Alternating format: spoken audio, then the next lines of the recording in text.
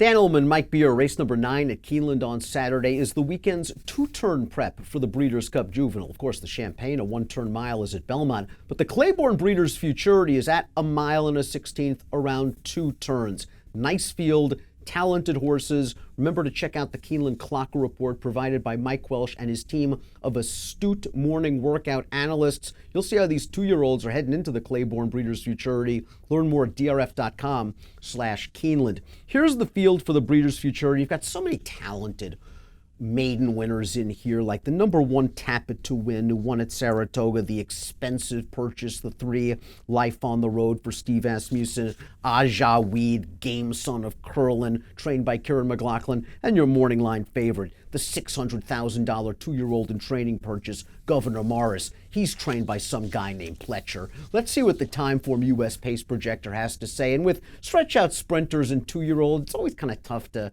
rate the pace, but I would expect it to be fair, and I would expect Tap It to Win to take advantage of his inside post. Yeah, he has plenty of speed, that's for sure. He can certainly come out of there running. He had a lot of speed on turf first time out. He actually had speed on dirt last time too, but they elected to take him back and sit in behind, and then he finished full of running there. Yeah, I liked what Tap It to Win did in that first start on dirt, second lifetime start, because you're right, he broke from the inside, he showed a lot of speed, he was taken back on the turn into the pocket, and the rail that day was not good. And they turn into the stretch, and Tap It to Win shoots through an opening on the inside. Now, most of the time you'd say, this horse got a great trip, but the way the rail was playing this day, you've got to give this horse extra points. Yeah, I think you got to move him up a little bit. This was, of course, Travers Day early on the card. And it just felt like nobody did any running down inside, but it didn't bother this horse at all. They took him back, sat in the pocket, as you mentioned, came through on the inside. He was a thoroughly dominant winner here. He's got plenty of pedigree to stretch out, and he's got a great post. Came out of that race with 3 works, including a bullet in 59 and change. He's likely to be forward from the inside, as Timeform US predicts. The 2 is by your side. This is a graded stakes winner already. He won the Sanford opening weekend at Saratoga.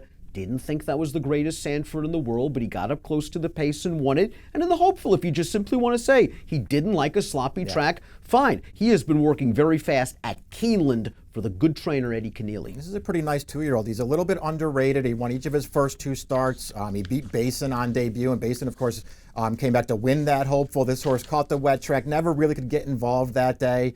But the sloppy track is a viable excuse for him. We'll see if he stretches out. The number 3 Life on the Road sold for $450,000 as a Keeneland September yearling, has a nice pedigree, trained by Steve Asmussen, and he won his debut going 7 furlongs, which is never easy. Sounds great, right? At 12 to 1, and you watch the race and you, sounds great. Look at him, he's on the outside, he's putting this odds-on favorite away, and he goes on to win. This buyer came back a 45. I can't believe it. Yeah, I'm going to withhold judgment on the figure at this point. I liked the race this horse ran.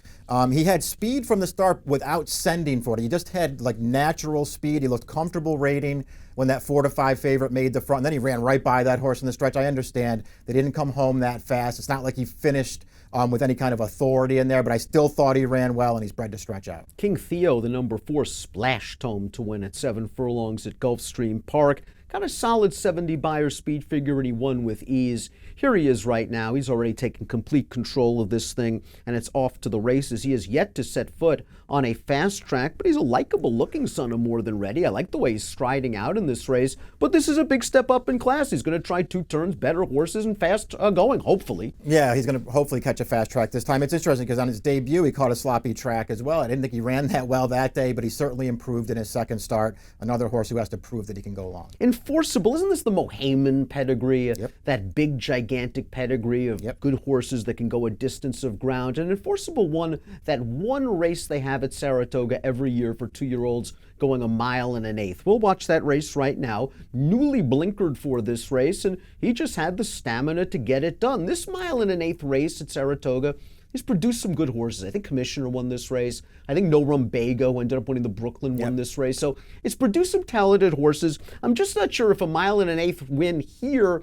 kind of means that the Breeders' Futurity is on a track for him, but we know at least he'll stay. Yeah, he'll go all day long, this horse. That was an okay win for him. He had to really work for it with Mow and Go, who just sort of wouldn't relent to him in the stretch, but he got it done at the end. Obviously, it feels like they stretched him out on turf 2-back just because they wanted to go long. He doesn't have any turf pedigree at all. They just wanted distance for him. He did not get an ideal trip that day and actually ran pretty well. and then he took a little step forward last time. I thought it's all dirt and all distance in his pedigree. He's not out of this, Dan. Godolphin Homebred, the 6, Maxfield, didn't take much money for his debut at Churchill Downs, but he did some really nice things in that race. He fell far behind Hurley going a 1-turn mile, came with a good strong run to wear these horses down. I just think that should have him ready on go. He's only stretching out another 16th of a mile, and I just think you look at these buyer speed figures and you got to take them with a grain of salt. These horses are improving every minute. Yeah, I really liked the race this horse ran first time out. It's worth going and getting the replay if you can get your hands on it. He didn't break sharp from the gate. He was last early, and you could just see Jose Ortiz allow him to settle. He didn't really rush this horse, and then he just took him wide off the turn. He made a big run. I really liked his debut, Dan. He's all distance on the bottom, too. This is a horse who's supposed to handle the added ground. Great to see Wayne Lucas back in the Breeders Futurity. He's got the 7 American Butterfly, who won first-time Lasix in his second lifetime start at Saratoga. This is a son of Triple Crown winner American Pharaoh. And in the hopeful, he didn't run that badly, considering he was up on the pace and he still was hanging around a little bit at the end. Again, didn't need to like the sloppy track and is bred to go 2 turns. Yeah, he's another one who has pedigree to stretch out. It was nice to see him win his second start. He was a big price that day. It's not a race that I love overall. I didn't think it was a strong maiden race, but he got it done in there, and his hopeful wasn't terrible. Based on his pedigree and being a son of Curl and the 8 Aja, we'd probably found that 6 furlong distance at Saratoga for the debut just a little bit too short for him. He stretched out to a 1-turn mile at Belmont, did some really nice things. Let's watch him weave his way through traffic. He's in the Shadwell colors, in behind horses, going to ease 3 wide, split him, and this is a really solid professional run. He's getting away from him at the end. Yeah, I like the way he finishes it off. Once he gets clear between horses here, it looks like he might be in for a real fight here to the wire. But he just goes on with this thing and wins clear at the end. I think he really took a step forward here, Dan. He debuted in a really strong maiden race at Saratoga and did not run poorly at all, but he clearly took a big step forward. And again, this distance should be really good for him. Not worried about the 2 turns at all. January 1, the number 9, was a debut winner at Saratoga, but keep in mind, that was one of those maiden auction races that they ran for the first time this year at Saratoga, restricted for horses who sold or were an RNA in their last sale for $45,000 or less. Well, he snuck into the condition, selling for $45,000 last summer. He came from off the pace to win that race. He found the Iroquois too tough. Dennis's moment's a good one. Yeah, I mean, I don't know what chance he really had last time getting so far back outrun from a far outside post. I actually didn't think he ran terrible last time. And I know his debut wasn't an actual maiden special weight at Saratoga, but I still think he ran well first time out too. He's going to be a huge price in here, Dan. I can't say that I love him, but I'm not like way against him. Governor Morris is the number 10, another running fool son of Constitution. They're all running this year. $600,000 2-year-old in training, trained by Todd Pletcher. Now, he caught a field full of first-time starters, so it's really hard to evaluate what he's beating. Just watch how he beats this field, though. It was a really sloppy track. He was outside, he sweeps to the front, and Johnny V just is a passenger. He wins by 9, he got an 83 buyer speed figure. Yeah, he's going to have to stretch out 3 furlongs. Right. He's going to have to do it on a fast track. He's going to have to do it from a lousy post position. But this is a talented horse. He certainly looks like a runner on this evidence, that's for sure. You saw how wide he was off the turn. That's because nobody wanted to be near the rail, really, so he just wound up way on the outside. But he was ridden out at the end. He got a good figure for the race. He's supposed to be able to stretch out. I'm not way against this horse either.